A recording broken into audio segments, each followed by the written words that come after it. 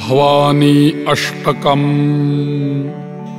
न तातो न माता न बन्धुर्न दाता, न पुत्रो न पुत्री न भृत्यो न भर्ता, न जाया न विद्या न वृत्तिर्ममैव।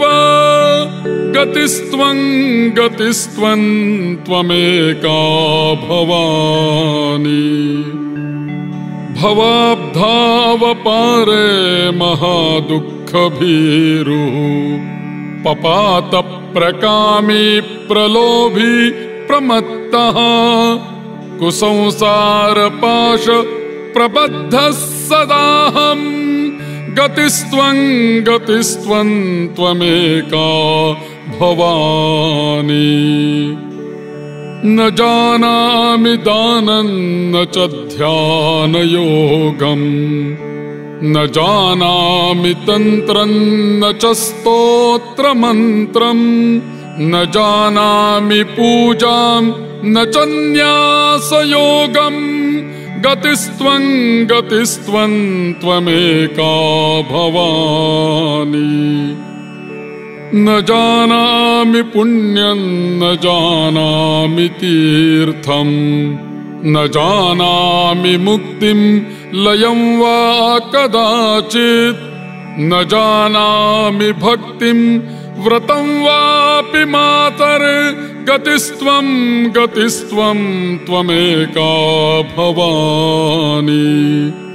कुकर्मी कुसंगी कुबुद्धिः कुदासः, कुलाचारहीनः कदाचारलीनः, कुदृष्टिः कुवाक्यप्रबन्धः सदाहम्। गतिस्त्वं गतिस्त्वं त्वमेका भवानी।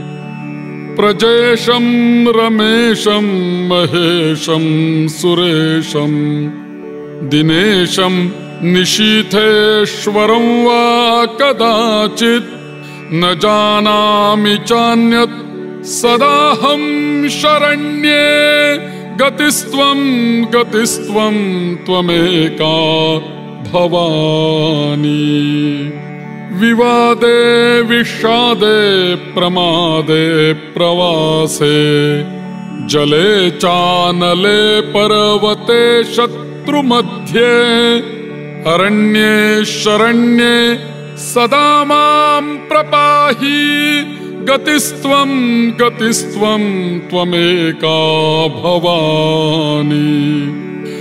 अनाथो दरिद्रो जरारोगयुक्तो, महाक्षीणदीनः सदा जाड्यवक्त्रः, विपत्तौ प्रविष्टः प्रणष्टः सदाहम्।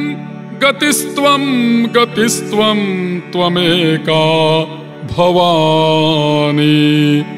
इति श्रीमच्छङ्कराचार्यकृतं भवान्यष्टकं सम्पूर्णम्।